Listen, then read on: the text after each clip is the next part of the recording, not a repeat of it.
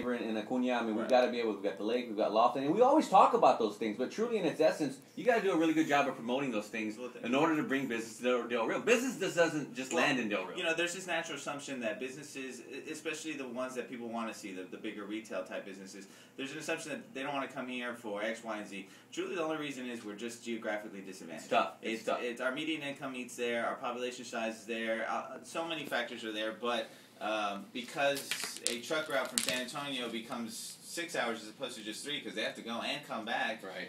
We're just geographically disadvantaged. I promise. Only 3 more questions. We've got a question from our text line. Is it true that we're getting an Olive Garden and a Walgreens and an Academy? All 3. Are we getting those 3 businesses? Olive Garden, Walgreens, and Academy. And don't say you can't comment.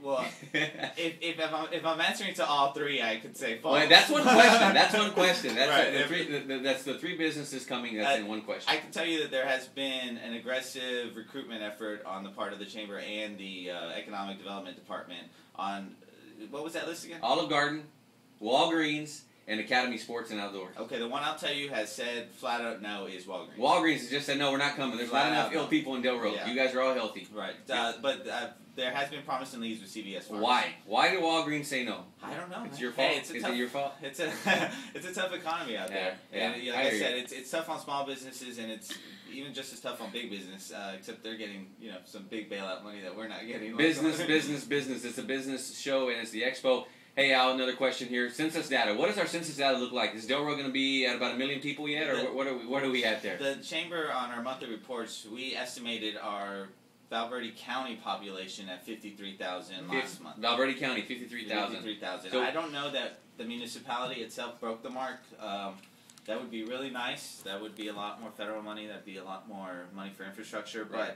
But I don't know. I'm keeping my fingers crossed. And why the big number of 50,000? Why is it important for us to be at 50,000 people? I don't know who set that mark. I wish they would have set it at 40. A magical mark of 50,000 or greater, and that's where we're at. For my sake or our sake, it could have been nice at 40. So. Right. Now, when does census data come out, and when is that going to be? They're still in their preliminary estimation process. They go off the count itself, but there's also some kind of equation that measures doors not answered to some extent. So they're still working on some margin for error and some room for some improvements. Can you make an announcement on any other big businesses coming to Del Rio? Any other things that we need to know about that might be coming to town? We see Planet Hollywood. I mean, what's going on? What's going out there in the world around us that we're not aware of? If you're keeping up with what's going on in the city, they approved a company to try and get a grant with the Texas Enterprise Fund for. It's called Toter Inc. Toter Inc. Yeah, I believe they do plastic. They do plastics. They actually do a lot of plastic bins, and I know they do a lot of work in and around the state. They got like 80% of a market share on some sort of bin that's produced and manufactured. Yeah. And so we're talking, if I'm not mistaken, 100 to 200 jobs. Wow. Here in Del Rio, Texas. Yeah, here in Del Rio, Texas. Outstanding.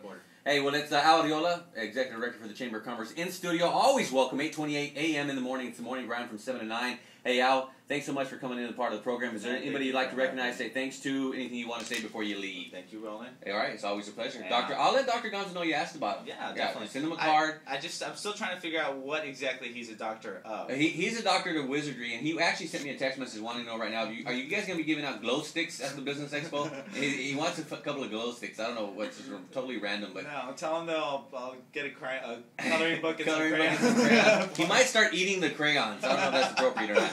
Hey, it's Al Arreola, Executive Director for the Chamber of Commerce. Real quick, give us a little 15-second rundown of Business Expo for tomorrow. Okay, Thursday, September 23rd from 2 to 8 at the Del Rio Civic Center. Free to the public. Come experience what Del Rio top businesses have to offer you.